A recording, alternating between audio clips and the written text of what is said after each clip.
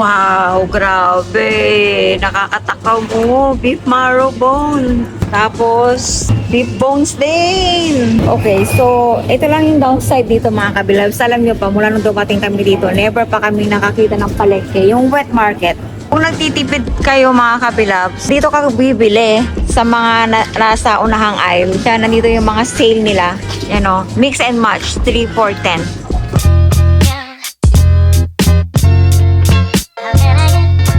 Hi! Hello mga kabilabs. Good morning! Hello, Be. Good morning. So, saan tayo papunta ngayon? Mga grocery dito sa grocery shop.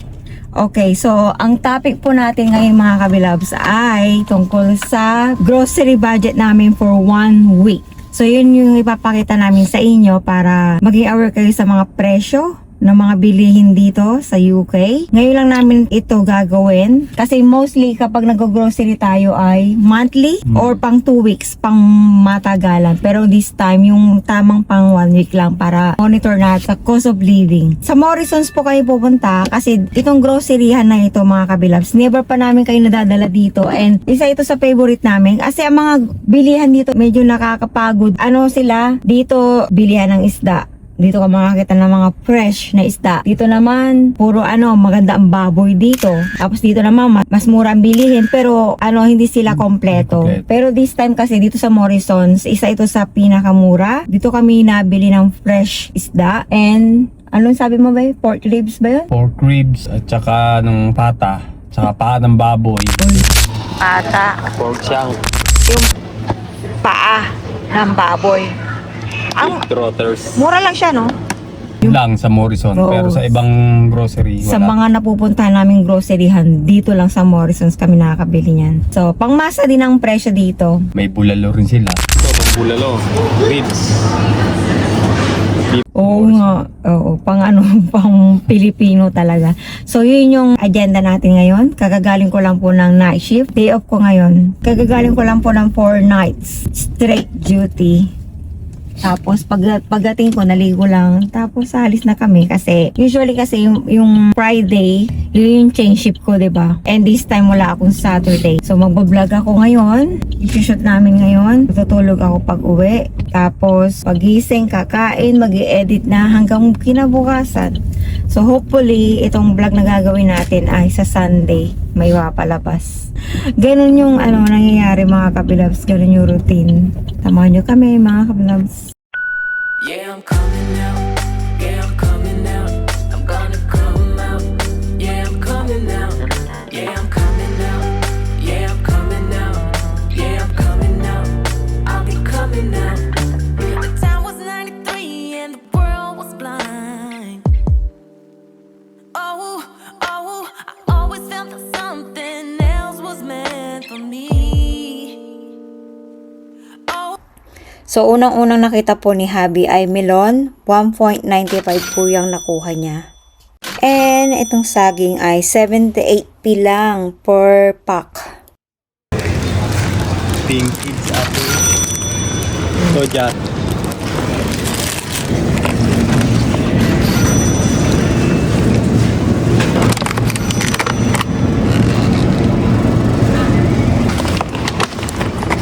O, sige, lagay mo na.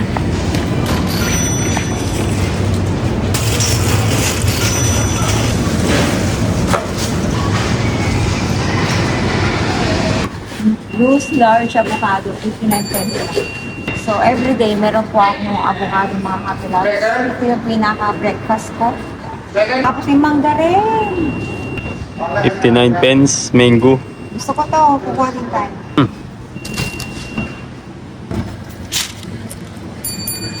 So, sa isang linggo, 3. Okay. Apat.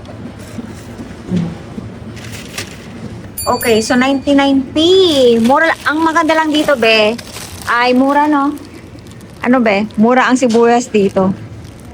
Dito sa UK, hindi lang dito sa Morrisons. Usually, ganito yung binibili namin mga kabilabs. So, kung bibili kami ngayon, hindi ibig sabihin for 1 week lang namin to. Meron at meron sumusobra, ano? So, pili ka na, be.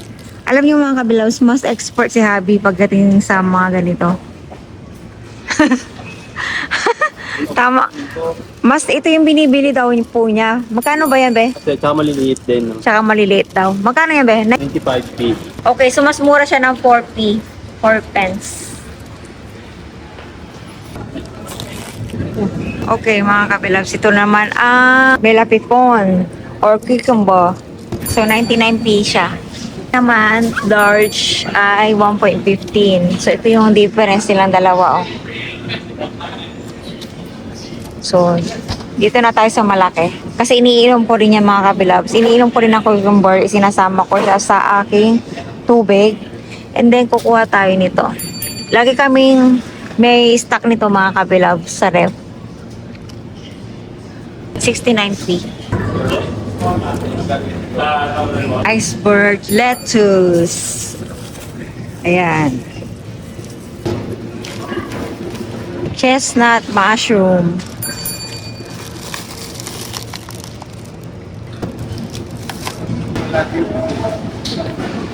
Ah, yung binili natin maramihan sa Costco. Mura doon. Sa Costco? Kasi doon 15, tatlong ganyan nakahaba. Oo. Ay, dito. Ay 7.84, isang piraso lang. Ito yung isa sa pinuntahan namin dito, mga kabilabs, itong pork ribs. Pero nung natatandaan nyo po yung nag-Costco kami, mas mura po doon. 15. Baka mag-Costco kami ngayong Sunday. Bibili uli ako. Sunday? Iba. Dito yung mga isdaan nila, mga kabilabs, hindi pa masyadong okay. Pero piniprepare pa po nila, maaga ata kami dumating. So usually, dito kami nakakabili ng iba't ibang klaseng isda. Sa Tesco kasi, hindi siya ganun karami. So, ito siya, mga kabilabs, 8 pounds. Yan. 2.66 siya. Pero hindi tayo bibili ngayon. Pinapakita ko lang sa inyo. Kasi 1 week lang to eh. Saan mo yung kinuha, be? So, ito naman yung Seabass, mga kabilabs. Half price daw. Ah, whole salmon pala yan. Nasaan ang whole salmon? Wala na. Ito. Ah, dyan mo nabili. Dito mo nakuha yung Seabass. Yan. Nandito. So, isa sa mga paborito po namin mga isda, mga kabilabs, ay Seabass. Ayan.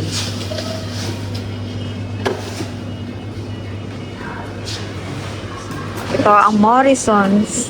Be, turo mo sa kanila ang baboy. Ito mga kabilabs sa mga baboy. Ayan, fresh na fresh po yan, mga kabilabs. Fresh from Katayan. So, ano to, ma'am? Ano to, be? Boneless na pork na ano. Boneless na Yan, pork. Pork loin, boneless. Tapos ito naman yung ginagawang chicharon. Pero no, purong balat to. Wow. Balat. Yung mga mahilig mag-chicharon dyan, oh. Pero sa amin sa Cavite, inasahog yan sa diniguan. Oh. Tapos ano to, be? Anong luto ginagawa dito? Pwede mo prito.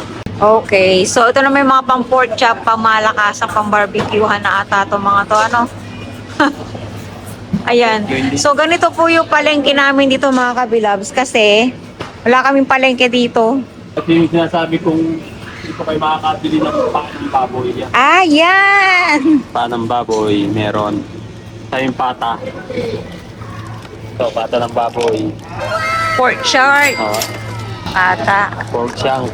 Pasyang pala short.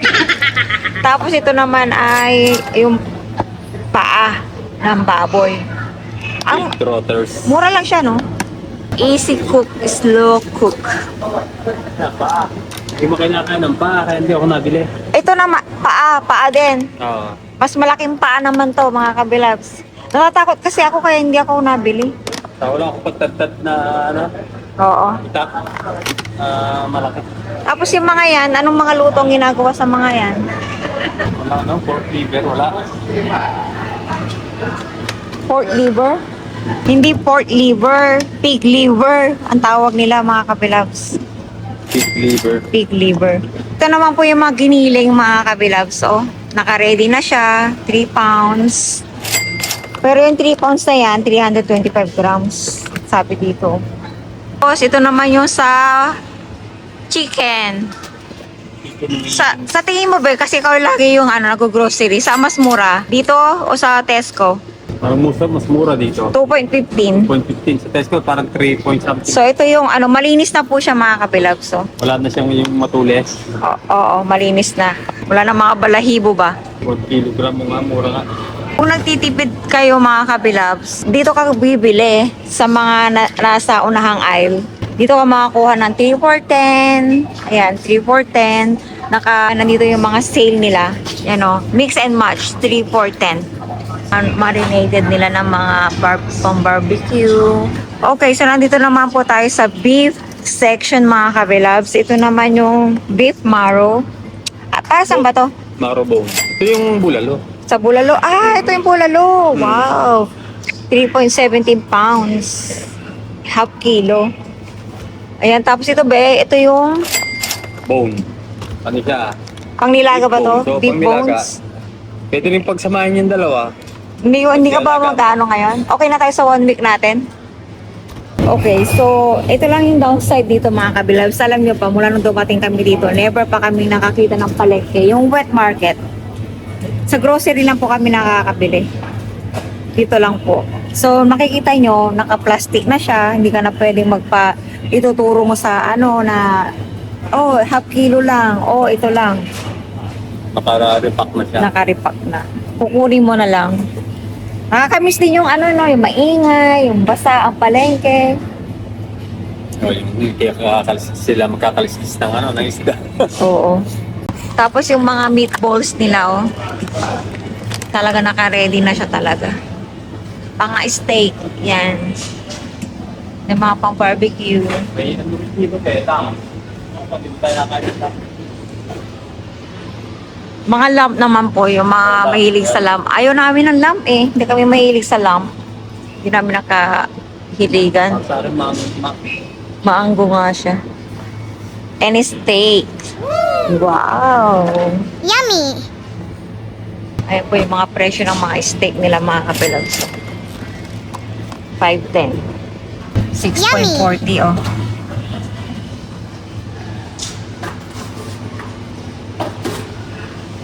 So ito yung malimit na bilhin ni Habi mga kabilags. May balat. Harap mo nga. Yan. Hindi kami nawawala ng stock nito. Kasi ito yung pinang-adobo niya, pansisigang niya. Ang tanong tawag dito ba, pork belly? Ito rin pinasasahog ko sa Sa mga gulay-gulay mga niya. gulay, Oo. Favorite niya yan eh. Okay, ito naman po sa carrots, 55p. Yung ganito mga kabilags. So. Yung kamatis, mura lang po ang kamatis dito. 99p lang. So far, ito na yung napapamili natin. Mahilig ako sa bell pepper mga kabilabs. Ginagawa ko tong salad din eh. Yung lang, parang masanas to sa akin eh. Kinakain ko lang siya ng solo. Bili ng grain, masarap yung pula. Matamis kasi siya mga kabilabs. Ang tamis ng mga bell pepper. Dalawa? Tama na yung dalawa. Yan. Okay, so mga kabilabs, di kami nawawala nito kasi pambaon namin sa work. Yan. Napakadaming klase ng cheese mga kabilabs. So, pero ang malimit lang namin bilhin dito ay, ayan, yung pang cheeseburger. Sarap kasi yan. Gusto namin to kasi naka-slice na siya. Kaya ito lagi namin binibili. Pacho. Okay, so Yakult mga kabilabs. Kasi nga bloated tayo. Ito yung lagi ko binibili. Dalawa kami na anak ko mga kabilabs. Lagi kami nag-aagawan. Inaagawan niya pala ako. Kaya dalawa na binibili ko. For 1 week namin to. Tapos sa fresh milk mga kabilabs, ang kinukuha dyan ni Habi ay yung semi at maliit lang. Kasi malimit siya lang ang umiinom yan. Hindi pa ako nagkagatas. So ito na yung mga tinapay nila mga kabilabs. So freshly baked. Kasi, oh.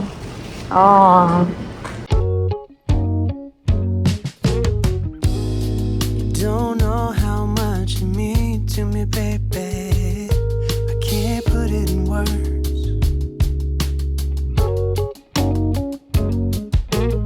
Okay, so kumuha po ako ng hot cross buns and itong Gustong itry ni Habi for Topi Yum Yums. Sa tinapay naman mga kabilabs, ang malimit namin bilhin ay whole meal. Don't know how much you give to me, baby. So, ito siya mga kabilabs. So. And whole meal. So, syempre, lagi natin i-check yung date. Sa June 3. Ang petsa ngayon ay 28 ngayon. Malapit na mapuno. On week pa lang yan mga kabilabs ha. So, ito naman yung mga pambaon ni Habi mga kabilabs. Binabaon po niya yan sa work. No? Gusto niya dito kasi 4 piece. May plastic kasi yan. Oo. At nabuksan muna. At nabuksan mo siya dito. Isa-isa siya. Plastic pa rin sa loob. Tigil. Okay, so dito naman po tayo sa mga cereals. Nanawa na si Habi dati, lagi siya nagsi-cereals. Ako din, nanawa na. Ay, okay na. Okay, so sa itlog mga kabilabs, napanood namin kay Dr. Alvin ba yun na mas safe or mas healthy daw ang itlog na free-range, Yung kulay ano? yung kulay brown. And Kasi shell. yun, mga organic ang kinakain nila, no? So, sa itlog mga kabilabs, pinipili ko ang large. Kung walang large, no choice kung medium ang kukunin natin. Pero may large, kaya large ang kukunin natin.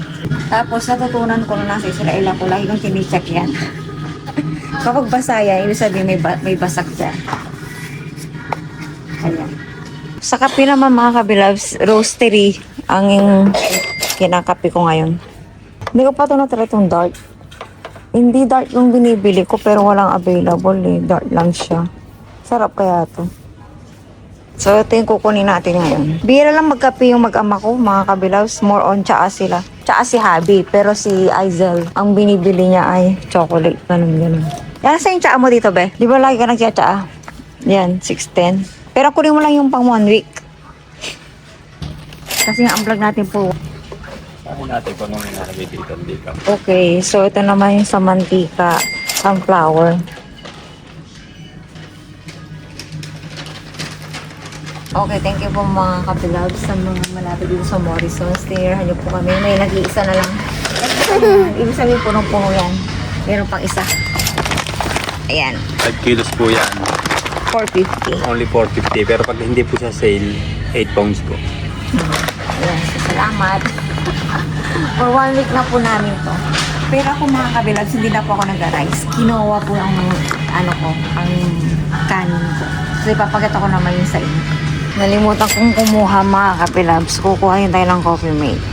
Okay, so explain mo sa kanila, huling-huli kita, marami kang kinuha. Baon mo ba yan sa work? Ano yung mga yan? So, binabaon mo yan sa work? Doon ka gumagawa? Hindi, ito. Ayan, buldak. Ah, okay. Madaling araw. Panggabi ka kasi, ano? Kasi. Tapos, bakit may dingdong ka? So, may Pilipino, dito, ito mga kabilabs. Babuunin din. Papakita ko nga pala, babalik Pag-break time, babalik ako. Hindi ko na ipakita sa inyo yung mga Filipino products dito. May nakita akong stick, oh. Ayan. So, ang stick ko dito ay 2.20. Ito yung dingdong 1 pound. Ayan. Yan lang yung mga Filipino products nila. Anong kinuha mo, be? Oreo. Ang baon mo rin yan. Daming ayami ng yayo ko eh. Sinaganap po kami ng Sprite mga kabilab. Wala Sprite. FC sila. 7 Up. Ayun, Sprite.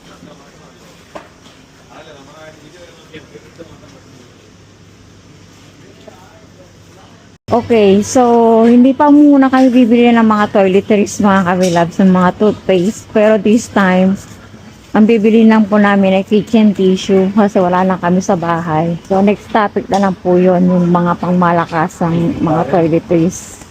Pero ngayon kasi wala ng kitchen towels. Ayan. Kano ba ito? Hulaan mo be kung magkano lahat to.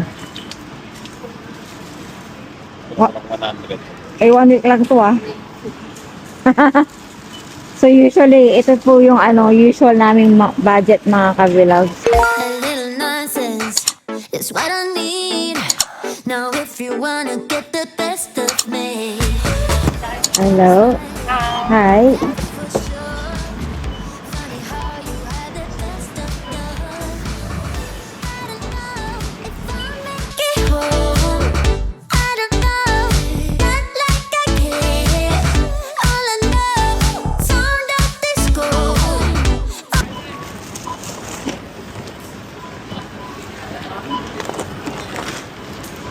120.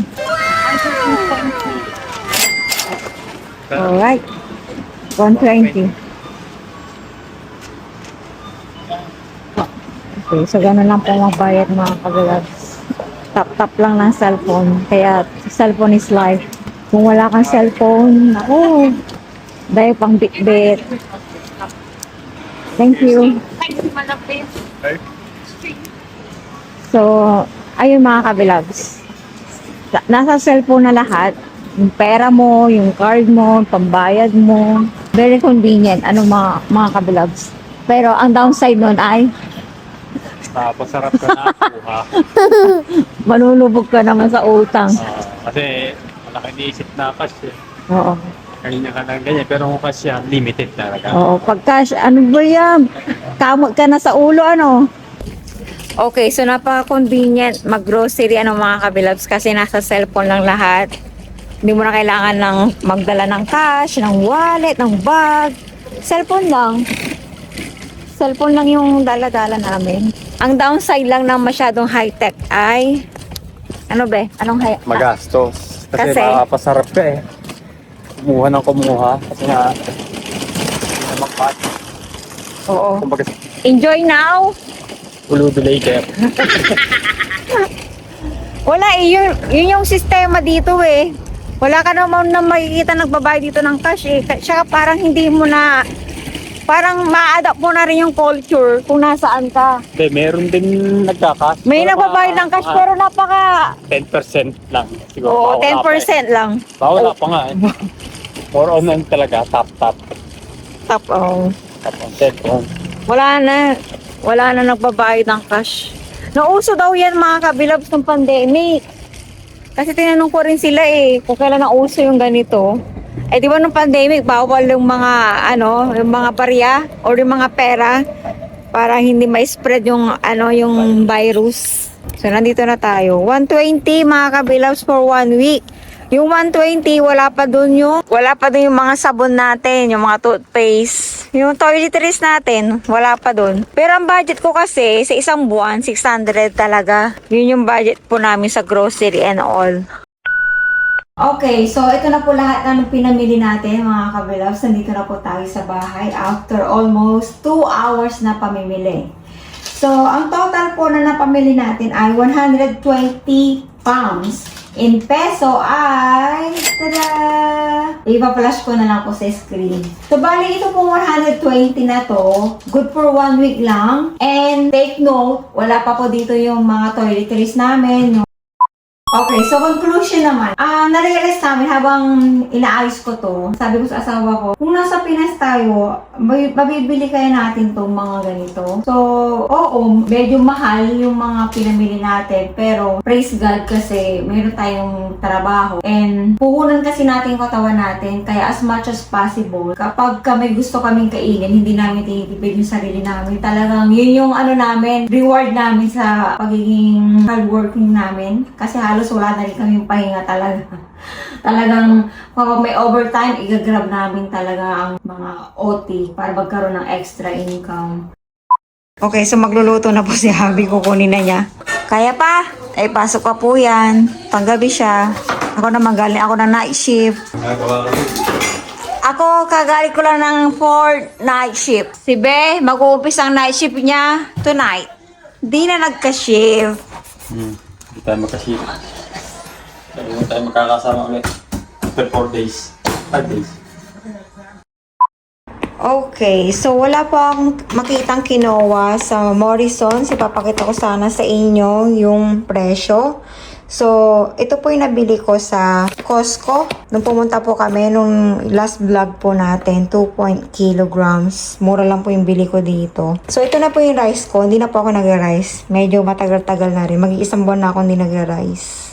Sabi niyo sa ating vlog today. And kung sa tingin nyo ay mayroon kayo natutunang bago or kung may request po kayo, just comment down below. And kung nagustuhan nyo po ang topic natin today, please don't forget to hype this video, to show your support, and like this video. Comment na rin po kayo kung ano masasabi nyo sa topic natin today.